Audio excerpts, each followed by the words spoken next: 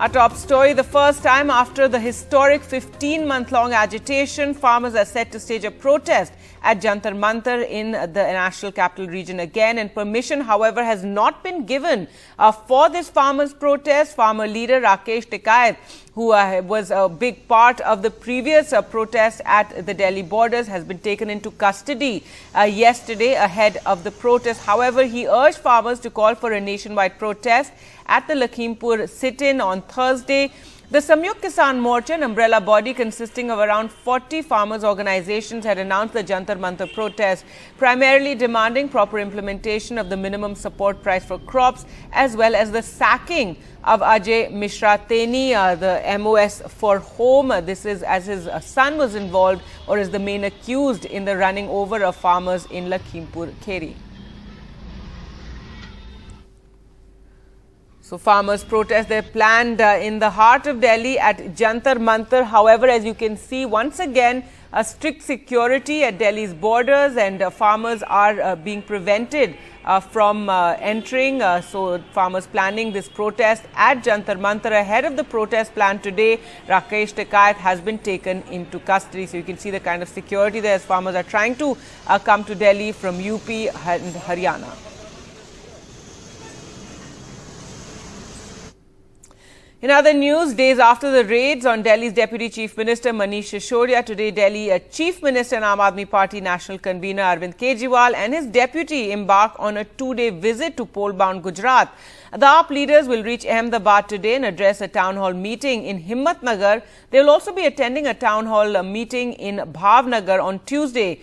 During an earlier visit to North Gujarat, Kejiwal made many promises to the people of the state, ranging from free electricity supply to improving healthcare services. This is Arvind Kejriwal's fifth visit to Gujarat in recent months and weeks.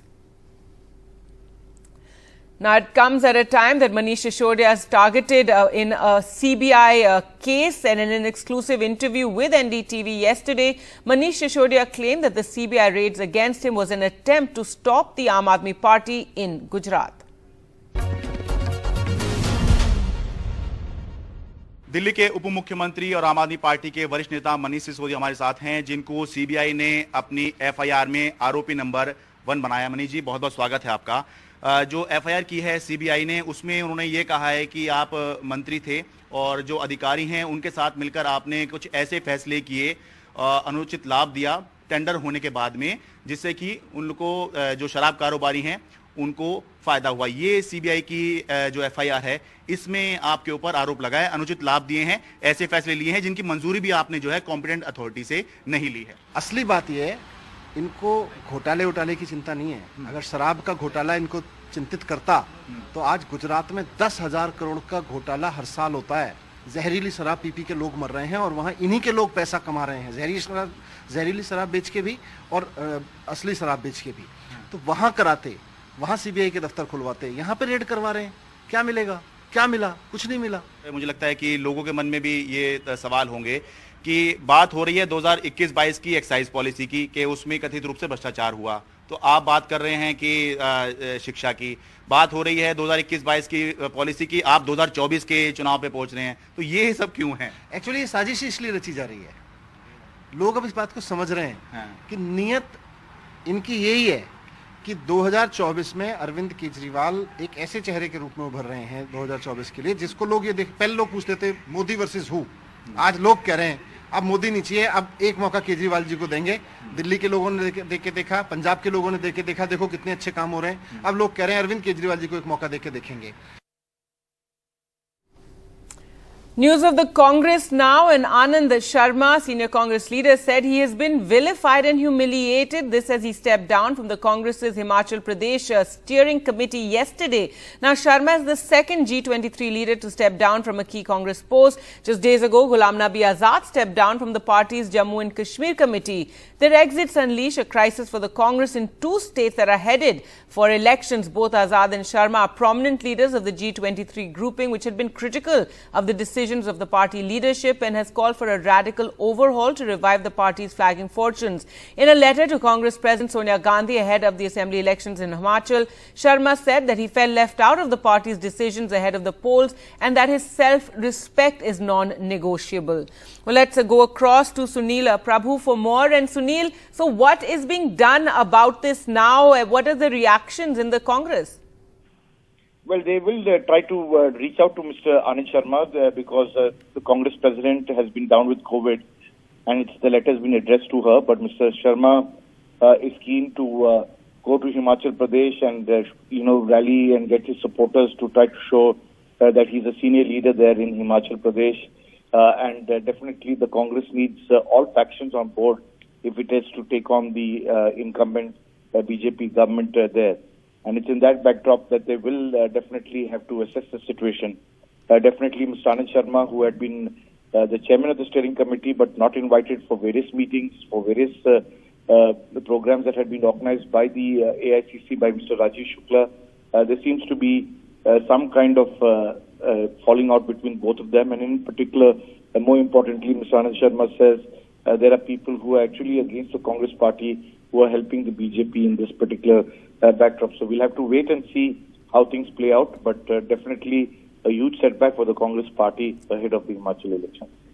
Right, Sunil. So Anand Sharma expressing his unhappiness. If you could give us more details of how did this actually build up, and the fact that he's now sent in his resignation, and since yesterday, no effort so far with him?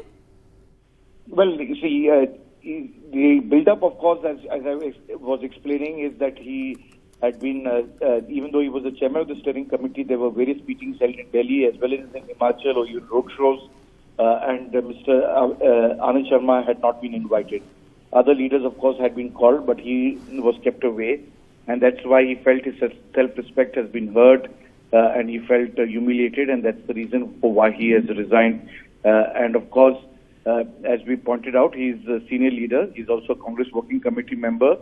Much has to be seen and looked into, and the reasons for why this was done. The Congress in charge, Mr. Rajesh Shukla, would have his own reasons for why this has been caused, but definitely there has to be some way forward, because ultimately all, as I said, all, be it Anand Sharma or Pratibha Singh or various other factions of the party in Himachal, have to all work together if they have to take on the incumbent BJP government. All right, Sunil, thanks so much for joining us with those details. Well, let's just listen into what Anand Sharma had to tell NDTV. I'm a member of the Congress Working Committee, Vishnu. Yep. I'm one of the senior most leaders from the state. Yes. And I'm also a member of the Political Affairs Committee of the CWC. Right. I didn't ask that I should be made a chairman of a steering committee, that's the Apex committee. Yes. In which all the other chairmen are members. Yes. Why I was not involved in all the meetings, I can't answer. Please no, but ask why those have who you could be in the resigned as meetings chairman in of the Delhi and Himachal Simla. Pradesh Congress Steering Committee? Do you believe your self-respect... Well, my position was become untenable. Listen, listen, Vishnu, if you are made a chairman without consultation, and then you are never invited for the key meetings, both in Delhi and there, and you send central observers, I spoke even to everyone. First, the mandate was not made clear. There's multiplicity of committees. Then, after that, no answers came. I'm not seeking anything for myself. Is this a prelude to you resigning from the Congress, sir? There's no question. All right. And those who are saying they are the ones who don't belong to the Congress. You know, senior leaders like you and Ghulam Nabi Azad, that there is this process of sidelining you by some leaders in the party. No, it's not sidelining. Just we were targeted and vilified for having written a letter to raise issues in the party for internal reforms and collective decision making and collective leadership. Is it a crime? That has been the tradition and history of the Indian National Congress. We are not rebels. We are reformists. We are not change seekers. We want internal democracy. We want collective leadership, collective decision making. We want restoration of the Congress Parliamentary Board as per the Constitution. That Rahul Gandhi should not, or the Gandhis, Priyanka Gandhi Vadra, should not be Congress president, yes or no? Is the Congress only confined to these two names? News now from Telangana. Union Minister Amit Shah slammed K. Chandrasekhar Rao's government in Telangana, declaring that its countdown has begun. He said, "We will uproot the KCR government. After the next election, there will be a BJP chief minister." He said this at a public meeting in Munugoda, around 85 kilometers from Hyderabad, where by-elections are being held. The by-poll became necessary after the sitting MLA, Komati Reddy, Rajgopal Reddy, switched from the Congress to the BJP and resigned from his seat. The BJP has not been able to carve out a niche in any southern state other than Karnataka. In a public meeting, Chief Minister K. Chandrasekhar Rao hit out at the BJP, saying it would stop providing free power to farmers. मैं आपको कहता हूं, इस विधानसभा में उपचुनाव रेड्डी जी को जिता दो, मैं गारंटी देता हूं केसीआर की भ्रष्टाचारी सरकार यूं चली जाएगी। मित्रों, तेलंगाना सरकार वादा खिलाफी करने वाली सरकार है। अगले चुनाव में भाजपा का मुख्यमंत्री आने वाला है और भाजपा का मुख्यमंत्री आने के बाद हर सितंबर में यहां पर तेलंगाना विमोचन दिन मनाने का कार्यक्रम भारतीय जनता पार्टी करने वाली है। All right, with that, time for us to slip into a short break. Coming up on the other side, a woman in Noida is arrested after she misbehaved and abused the security guards. We'll get you those details.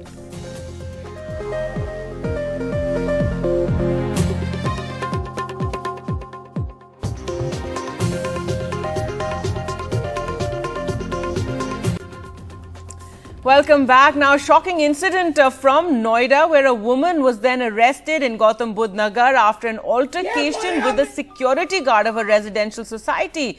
This video from the spot, which was widely circulated on social media, showed the woman Bhavya Rai shouting expletives, making indecent gestures, and also threatening and then even manhandling one of the security guards. A later video showed her driving away to the police station in her own car with the police seated inside. The reason for her anger was apparently that the guards were late in opening the gate for her as she was exiting the society. She was later produced in court and placed in judicial custody for 14 days. But there's been major outrage over her behavior and the treatment of the guards. जो आई हुई है जिसकी 3 साल का पुराना case है और तू बोलेगा ये बोलेगा मेरे को मैम आपको बोल रहा है किसको बहुत चुप रहे। कल ये हुआ था कि हमारा एक गार्ड अनूप चौधरी जो है वो वहाँ पे गेट पे थे, तो मतलब मैम नीचे से आई गाड़ी निकालने के लिए, तो गेट खोलने में थोड़ी देरी हो गई, तो उसे गाली गलौज से मतलब बदतमीजी से पेश आई उनके सामने और उनसे मतलब झगड़ा करने लगी। एंट्री करने के लिए मतलब गेट खोलने में थोड़ी देरी होगी, बस यही था और कुछ नहीं था।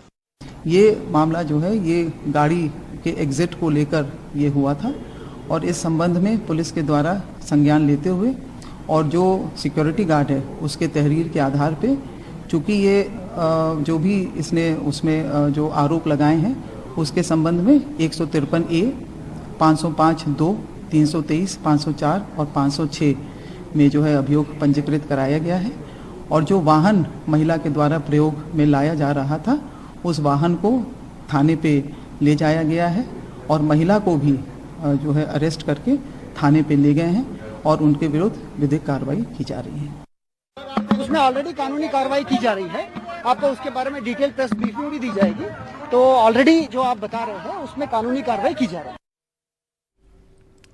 All right, now another case of violence and misbehavior. A man slapped a woman employee of a toll booth in Madhya Pradesh on Saturday, and this is after she refused to let him go without paying the tax. There you can see the woman then reacting. The man is seen angrily walking towards the employee, and then he slaps her across the face through the window. That you can see that in that CCTV footage. The woman then hits him back with her footwear. Rajkumar Gurjar, whose car was without the fast tag, that's the electronic toll payment system, claimed he was a local and should be exempted from paying the toll tax, but he didn't have any documents to prove it. Rajgarh police has now registered a case against the accused for assaulting a toll plaza employee. The accused, however, is yet to be arrested, but you can see how he slapped that woman and then she hit back with her slipper. There you can see it once again, and the man slaps the woman and she reacts immediately. She's also helped by other workers there at the toll plaza, but as we said, the man is yet to be arrested.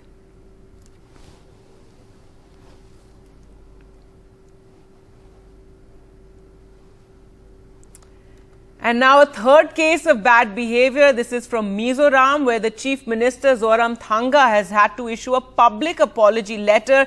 This after videos went viral of his daughter hitting a doctor, allegedly after the doctor denied her VIP importance for an appointment. The Chief Minister and his family member drew flack on this issue for the past couple of days in Mizoram, especially on social media after this video of the daughter went viral, which shows the Chief Minister's only daughter, Milari Changte, hitting a doctor at a clinic. The Mizoram unit of the Indian Medical Association also protested with doctors wearing black badges at work on Saturday. The Chief Minister finally tendered a public apology via his official social media handle. All right, news now from Chennai and of the police there. The Chennai police recovered 31.7 kilos of gold, which was looted from a non-banking finance company in the city on Friday. But then, in a major embarrassment for the police department, the 3 of the 32 kilos of the stolen gold was found at the house of an inspector. According to the police, the suspended cop was not involved in the robbery but didn't inform the authorities after one of the accused, his relative, hid the gold in his house. NDTV Sam Daniel spoke to the Chennai Police Commissioner Shankar Kejiwal about this and more.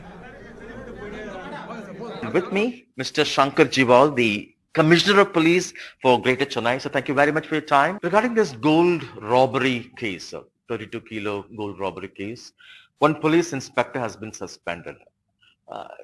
Is he involved in that? One of the inspectors from Kanjivaram district seems to have been involved, not in the crime as such per se, but by way of helping one of the accused to conceal the attempt to conceal the stolen property. Initially we were of the impression that maybe he didn't know that it's part of stolen heist, but later on as the investigation progressed, it seems he knew about it to be part of this particular case, and then he didn't immediately come to the police.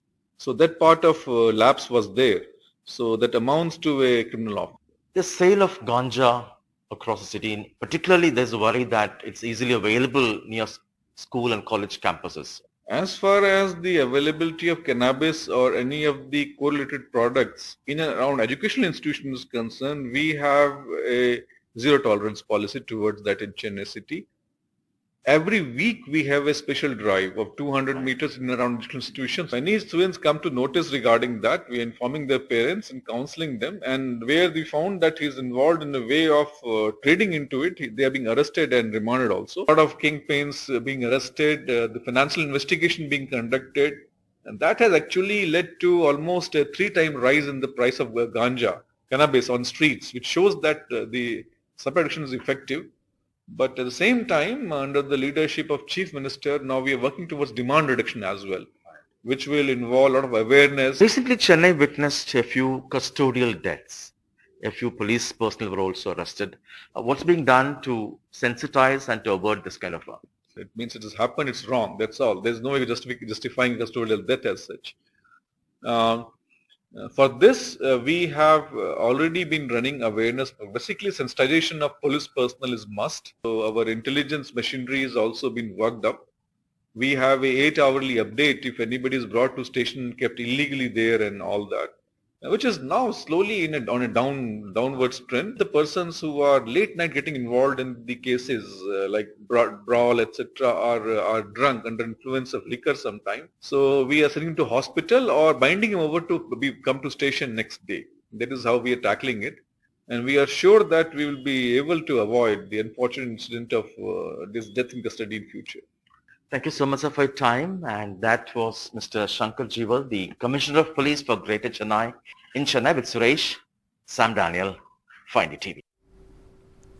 All right, embarrassment there for the Chennai police. And with that, time for us to slip into a short break. Coming up on the other side, Arvind Kejriwal and Manish Sisodia in Gujarat today. Will get you all the details.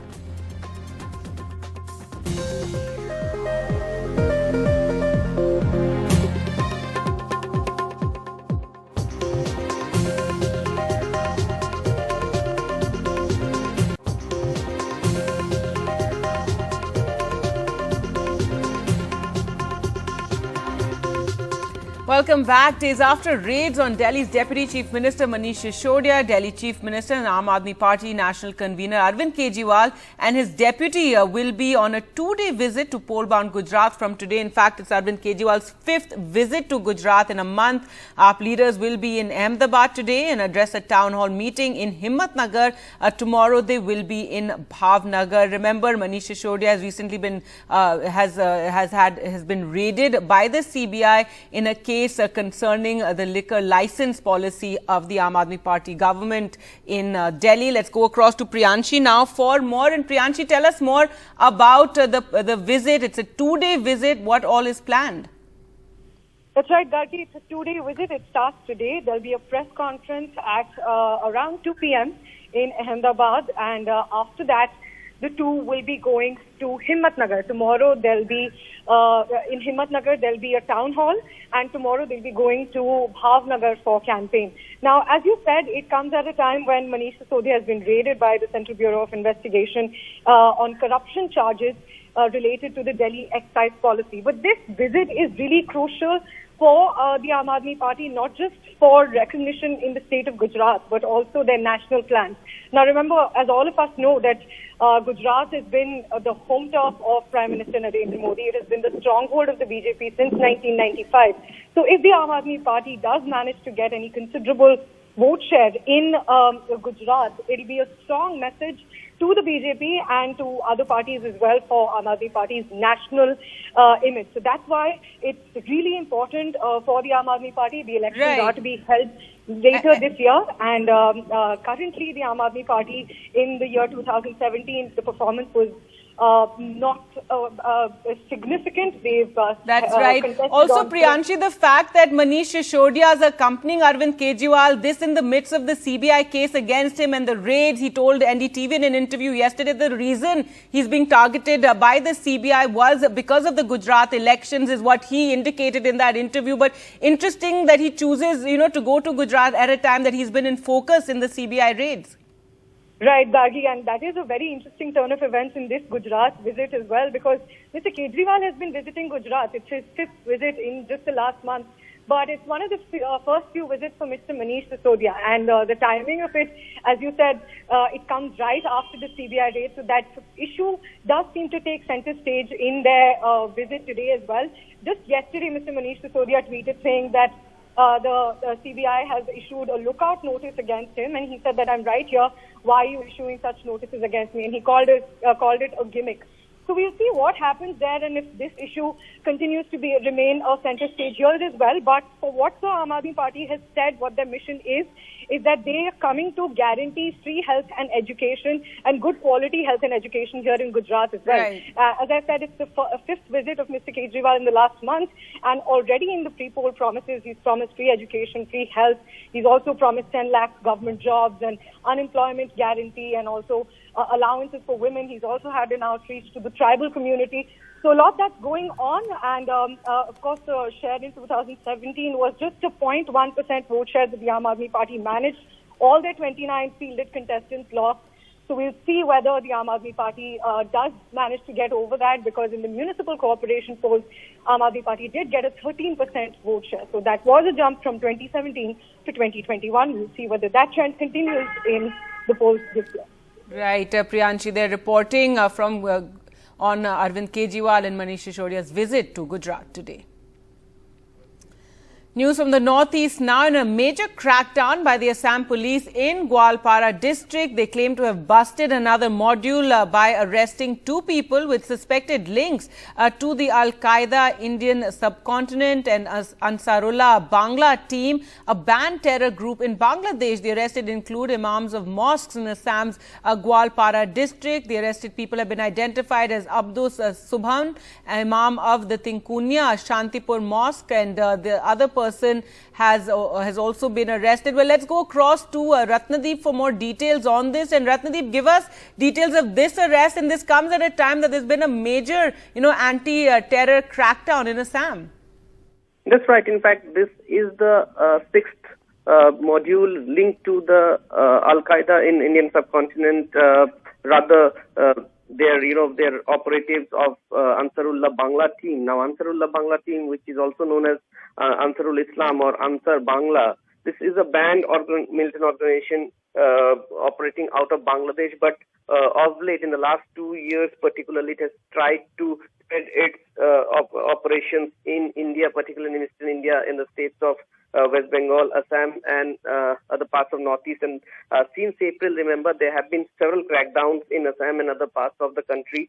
In fact, this is the 6th module which has been busted, as claimed by the Assam police. Now, the lead of this 2 arrests actually had come from the arrest of another Imam, Abbas Ali, who was picked a few months back, and in his interrogation, all these leads came in. And according to police sources, these 2 imams of 2 different mosques in Gwalpara district, Abdus Subhan and Jalaluddin Sheikh, they were conduits of the Ansarul Bangla team, which is operating in northeast in Assam, trying to create sleeper cells. Remember, earlier this month, Assam Chief Minister and the state police in a press conference has categorically said that they are looking out for 5 Bangladeshi nationals whom they suspect as members of Ansarul Bangla team and who have been in Assam since 2017, and they're absconding. As of now, more than 30 arrests have taken place in Assam, including 2 women and 1 Bangladeshi national. Most importantly, with these 2 arrests, with the arrest of these 2 persons, at least 4 imams of different mosques have been picked up. So that would be something that would be a reason of concern as well. Whether the AQIS operatives are trying to take shelter in religious places or not is something that the police is investigating into. In fact, there was another arrest made in Morigaon district last month, where the founder of a madrasa was picked up. So these are the different angles in which the state police team, which is investigating, is looking into. Some of the cases have been already transferred to the NIA as well, particularly the arrests which have taken place in West Bengal and other parts. So all these arrests and all these subsequent cases in Assam will, in all likelihood, also be transferred to NIA. But the crackdown continues, and the police claims that from this recent 2 arrests, in the possession of these 2 people, they found incriminating documents and literature related to AQIS. All right. Thanks, Ratnadeep, for joining us with those details. India is going through a difficult phase with China. It is for the 2nd time this week that External Affairs Minister S. Jaishankar has spoken about the continued friction in eastern Ladakh, casting its shadow on the overall bilateral relations between the 2 countries. He underlined how China disregarded the agreements between the 2 countries and amassed troops on the LAC, a situation that is yet to be resolved. He was speaking to the Indian community in Brazil. They are our neighbor, and everybody wants to get along with their neighbor. I mean, in personal life and in country-wise as well. But everybody wants to get along with their neighbor on reasonable terms. I mean, I must respect you, you must respect me. So, from our point of view, we've been fairly clear that if we have to build the relationship, then there has to be mutual respect. We need that mutual respect, we need that mutual sensitivity, we need that mutual interest. And that is the basis for for building it. Right now, I think it's no secret we are going through a very difficult phase, and mainly because we have agreements with China going back to the 1990s, which prohibits bringing, massing troops in the border areas. They have disregarded that. What happened in Galwan 2 years ago. So that problem has not been resolved, and that is clearly casting a shadow. News now from Pakistan, and former Prime Minister Imran Khan has been charged under the country's Anti-Terrorism Act on Sunday in a drastic escalation of the tense past struggle between the country's current government and its former leader that threatens to set off a fresh round of public unrest and turmoil. He has been accused of making provocative speeches and obstructing the judiciary from doing its job. His party also claims that Pakistan government is planning to arrest the former Prime Minister. Police has already tightened security on the road leading to Khan's residence. In other international news now, Japanese Prime Minister Fumio Kishida has been diagnosed with coronavirus on Sunday and cancelled his planned travels while he recuperates. Kishida developed a fever and cough late Saturday, then tested positive on Sunday for COVID, is what the Japanese media has reported. The Prime Minister's office was not immediately available for comment. The 65-year-old Prime Minister was on summer vacation last week and scheduled to return to work on Monday. In a big move, Singapore has announced that it will decriminalize sex between men by repealing a colonial-era law while protecting the city-state's definition of marriage. During his speech at the annual National Day rally, Prime Minister Lee said he believed it is the right thing to do now, as most Singaporeans will now accept it. He said this will bring the law into line with current social models and hope provide some relief to gay Singaporeans. He said the government will also amend the constitution to ensure that there can be no constitutional challenge to allow same-sex marriage. And I hope provide some relief. The first day of a planned strike at Britain's biggest container port started Sunday, joining a series of walkouts by transportation workers that have disrupted economic activity across the country. Almost 2,000 workers at the port of Felixstowe, located about 150 kilometers northeast of London, walked off the jobs over pay, raising fears of severe supply chain problems. With that, time for us to slip into a short break. On the other side, an exclusive interview with Congress leader Anand Sharma. Stay with us.